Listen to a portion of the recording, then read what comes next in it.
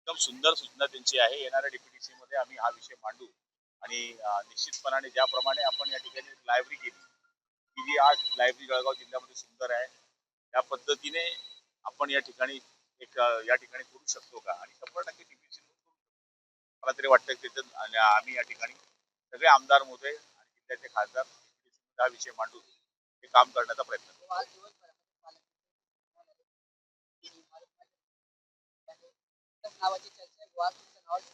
नाही, आता कसं आहे, शेवटी 3 जणांचं सरकार आहे आणि वरती जो निर्णय होईल ते सगळेजण मानणारे आम्ही लोक आहोत. त्यामुळे आता शेवटी प्रारब्धात आहे, शिंदे बाबा जे करतील ते होईल.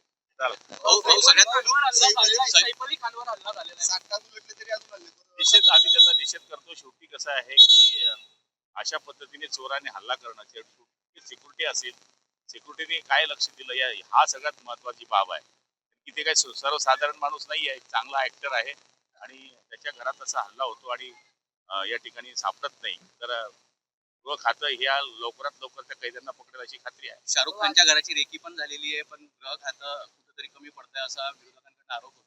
तसं मला त्याच्यातलं पूर्ण माहित नाही, कारण की गृह खात्याची माहिती ही आदरणीय गृहमंत्र्यांनाच असते आणि ती गोपनीय असते.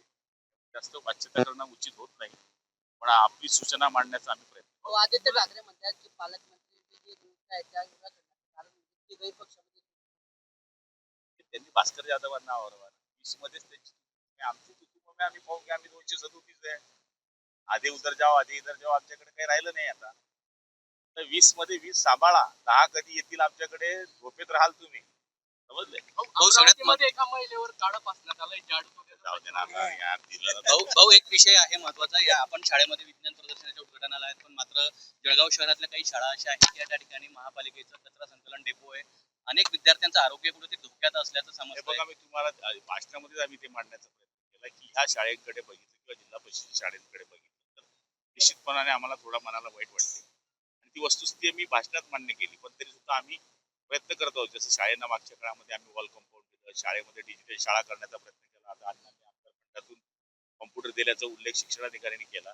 लोकप्रतिनिधी शासनाने आम्ही हाच प्रयोग करतोय की जिल्हा परिषदच्या शाळा असू दे, महापालिकेच्या शाळा असू दे, ज्या सरकारच्या शाळा आहेत त्याच्यामध्ये आपण जर चांगलं करायचं असेल आणि प्रायव्हेट शाळांच्या बरोबर जायचं असेल तर आपल्याला त्यांच्यासारख्या सुविधा द्याव्या लागतील. तो प्रयत्न आम्ही या ठिकाणी करतोय. महापालिकेची माहिती दिली आहे. आता इथून बसतावर, गाडीमध्ये बसतावर कोणत्या शाळा आहे जर त्याचं नाव दिलं तर मी ढेऱ्यांना ढेरतो.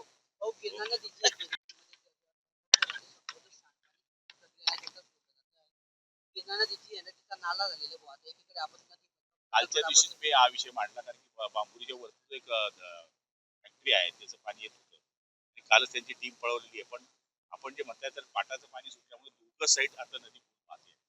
ज्यावेळेस ही नदीची पात्र कमी होईल त्यावेळेस ती चरा मारून वेगळं करण्याचं काम.